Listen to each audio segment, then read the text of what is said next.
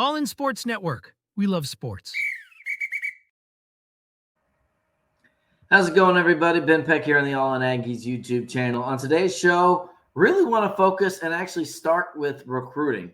We'll talk about the LSU game plenty, and we'll get into that more tomorrow. We'll talk a little bit about it today, but kind of want to tie a bow on that before we start getting into breaking down that game more and then looking ahead to South Carolina.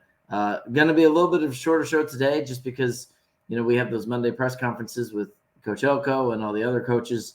It kind of cuts my day in half. By the time I get stuff done for KCN, KAGS, the NBC affiliate I work for in Waco College Station, it's kind of you look up and it's oh my gosh, it's almost evening time. So I'm already putting out this late enough.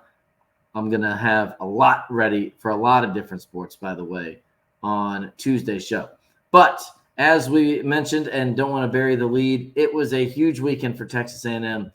5-0 in the SEC for the first time in program history, and really it just felt like this is the game, as we said after the game, if you watched our reaction on Saturday, that Aggie fans have been waiting for, and SEC fans have been, some of them have been dreading for a while, or maybe not even dreading, but just curious, would A&M ever get there? Well, they have, and at least for this season, they're certainly going to factor into the Atlanta conversation when it comes to making the SEC championship game. By the way, our prediction earlier in the year, I'll see if I can go find it. I said I think there's probably a lot of teams that A&M should be more favored to make it to Atlanta than that they'd be more heavily favored to make it to Atlanta than they necessarily would be to maybe win the championship outright. Take Alabama or Texas or Georgia maybe as an example. If any of those teams slips up, they don't even make it to Atlanta. So that makes, I'm not sure, I think Georgia is the only other team, I believe. Georgia, maybe Texas, that's above A&M in terms of winning the SEC championship game. I think there's teams that, yes, if A&M met them neutral site, they wouldn't necessarily be favored to beat. But now that they're 5-0 and their schedule's pretty manageable, should they be able to get to Atlanta, I think I would have them as an odds-on favorite to make it to Atlanta. But what does that come with? The win over LSU, not just a win over LSU, which is huge, and 38-23 tidal wave. Was it 23 or 25? I can't remember. But it was a huge recruiting weekend for Texas A&M, Mike Elko, his staff. This was a video I took down on the sideline. This was with about, I'm trying to think. I believe that's Keaty Armstrong there with the In Marcel We Trust going on his phone. I know that's Landon Rink to his right. But they were having a good time. They had a ton of people on hand, ton of big, important targets that they've been going after. And these are the type of atmospheres that A&M has recruited to in the past. But too often, under the previous regime, there would be, even Notre Dame, it'd be great atmosphere. I see the vision. I see the environment. And I could picture what it would be like if things were going well. And now they're going well. And so just like that, quickly, Texas A&M getting some top commitments for their 2026 recruiting class. And we'll go through this. We'll start with a pair of teammates from Douglas County, Georgia, Douglasville. The edge rusher, Jordan Carter, commits on, and all of this happened on Sunday, by the way. He had, plenty of options, as you would anticipate. Let's see if I can try to pull up some of his highlights here. Here we go. All right. There we go. Jordan Carter. I'll let that play out. But listen, 30th overall prospect in the 24/7 Sports composite edge rusher from Georgia. You see he's got pretty good size and speed, explosiveness there. As I've told y'all here, I don't get too into the weeds in terms of recruiting evaluations or scouting or breaking down the tape. I'll watch it with y'all and give you my just initial thoughts. But really what I think of is kind of those tiers I talk about: 5 stars, top 50, top 100. Because you miss on a 4-star, a generic 4-star, hopefully there's plenty out there to go get, and you can. And at that point, it's probably more about evaluation and fit and all that stuff anyway. But if you miss out on a top 50 guy, top 100 guy, there's only so many of those to go around. And then you're talking about really like limiting potentially the ceiling on some of these guys. I know there's always diamonds in the rough. Ashton Ginty, hello.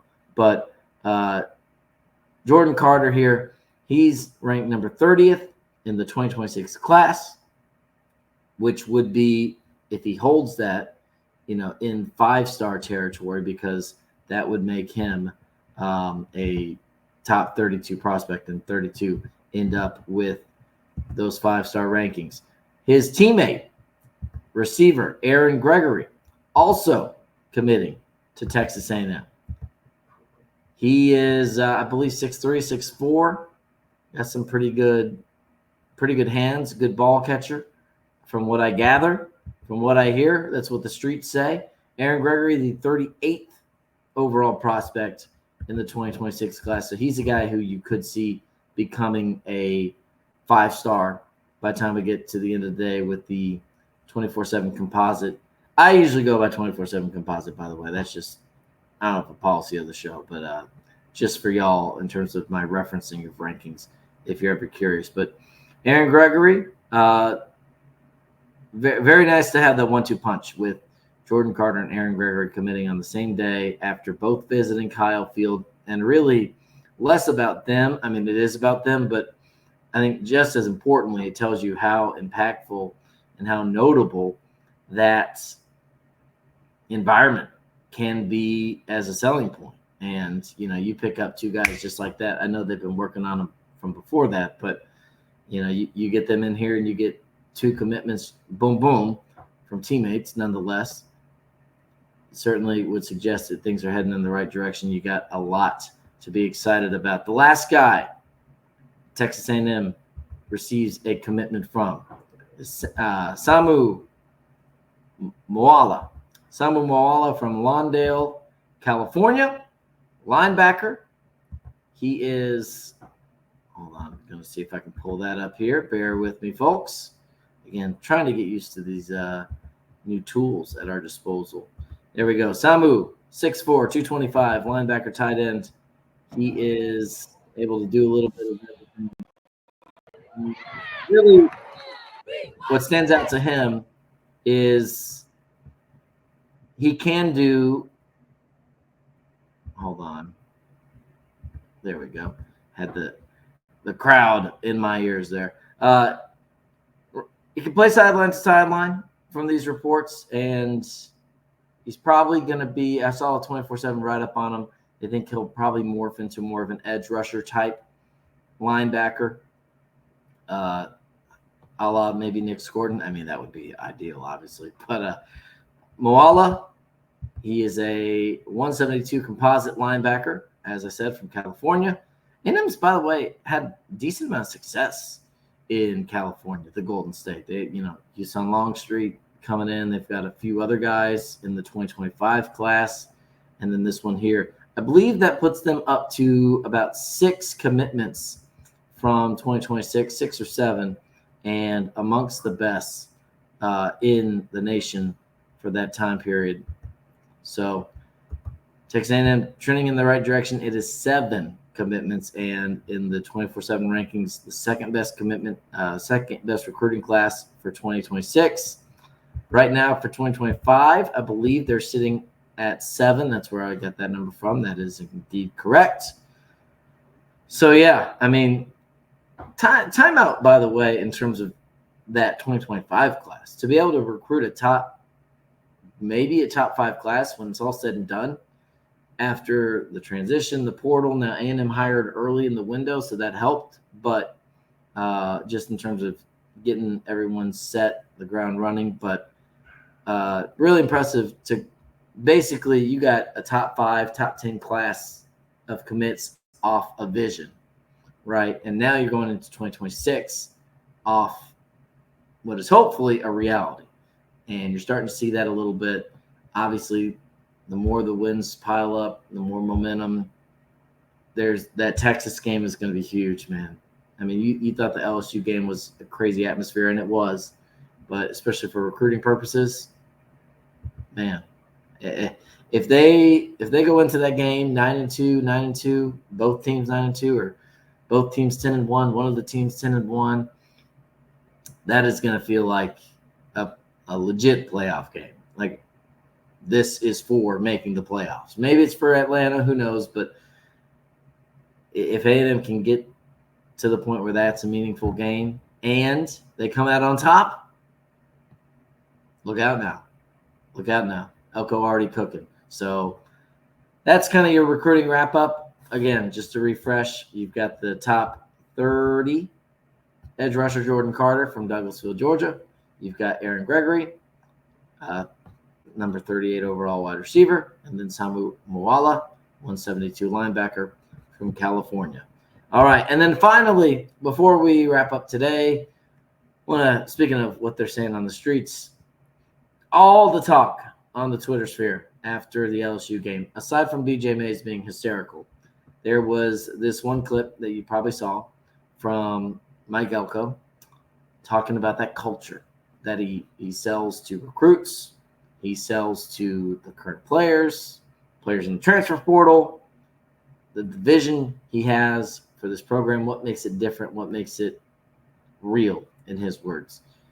This is what he said, and then we'll talk about how it got interpreted, and then his comments today. Yeah, I think it's the way we talk to the young people. I think the things that we talk about, the messaging, how we bring really good people into the building. We talk about doing things together. We talk about culture, and everyone talks about it, but then we go out and we live it every day. And I think we back up our actions. We're very honest. We're very open. And this is a real program. It's not fake.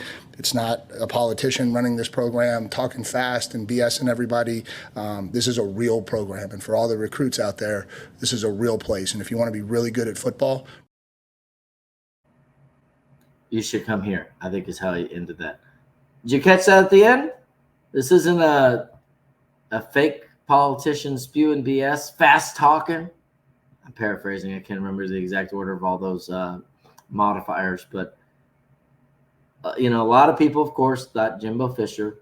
Some people thought Brian Kelly, background in politics. Maybe that's where he's going. I kind of suspected this was much to do about nothing. It's fun fodder. I will say the talking fast part was a little on the nose if you were in the camp that this is about Jimbo Fisher, because is that like a stereotype for generic college football coaches? That, like, I get the fake politician selling BS. That could be a lot of people, but like fast talking like that seems like that would apply to just a few people. But here we go. So, needless to say, I was going to say he was asked about it. He was not asked about it. Brent Wernerman was about to ask him about it, and then he played it off pretty well. But this was him clarifying, if you will, what he had meant by that and what more so he didn't mean. Just the last thing, and it's just comical that I actually have to do this, but it's necessary. In the post game, I was asked to kind of give a synopsis on how we sell culture to our program. In doing so, I made a statement that seemed like a very benign statement that somehow managed to be taken as a shot directly at people. You guys gave me multiple opportunities in 9 months to take shots at people, and I've never done it. I have nothing but respect for Coach Fisher. I've said nothing but positive things about Coach Fisher. I'm the head coach at Texas A&M because of Coach Fisher. I appreciate who he is, everything that he's done. And for anybody in the media to think that that was what I was doing post LSU is it's asinine. And for it to be about any other head coach who gave me an opportunity and hired me, and that's not who I am. I've never been that person, and it's ridiculous, but it is what it is. So I wanted to make sure that everybody knows I wasn't talking to anybody directly. So from there, I'll open it up to questions. Down front, Brent, and then Olin. I just figured you were talking about Sam Pittman. Sure. Have you handled it? Yeah, that's a joke. I got say it. that part. Pretty good. Brent told me he was like trying to think of the slowest talking person you could think of. Yeah, listen, I don't think he meant anything by it. As he said in the press conference as well, a little before that, I believe, or asked after, like, he's had 9 months to, if he wanted to just, if he wanted to go out on people like Jimbo did on Nick Saban, he could have done it. He could have named names. He could have not named names, but it's not really in his wheelhouse. It's not what he's done. I would take him at his word. I think, again, fast talking happened to be a unfortunate descriptor to use if you're not trying to talk about Jimbo Fisher. But as he said, Jimbo gave him a shot here at A&M, gave him a shot. Brian Kelly gave him a shot as a defensive coordinator at Notre Dame in 2017. So I didn't make anything of it. It was kind of fun for the internet, but there you go. There's the drama for the day with Mike Elko taking shots, question mark, at Jimbo Fisher? I don't think so, but it was fun nonetheless. We got to have something to get us through Saturday other than just the game itself. So that's all we got for you on All In Aggies. Oh, my goodness, about to sneeze there. But if you like the video, go ahead and do so on YouTube. Let us know and let YouTube know that you enjoy these shows. Subscribe if you haven't already. Check it out. Check out our other videos. We got highlights from the LSU game. We've got instant reaction for where we really get more into the actual game from Saturday. We'll do more of that coming up this week. We've got other coverage on the way with volleyball. We've got basketball, soccer, all sorts of stuff coming into gear. So be sure to stay tuned. Again, we cover football for sure, but we cover every sport across campus right here on All In Aggies, part of the Rogue Sports Media Network and the All In Sports Network. I'm Ben Peck. Follow along on Twitter, by the way, if you haven't already. Subscribe to the channel, and we'll see you back here on Tuesday. All in Sports Network. We love sports.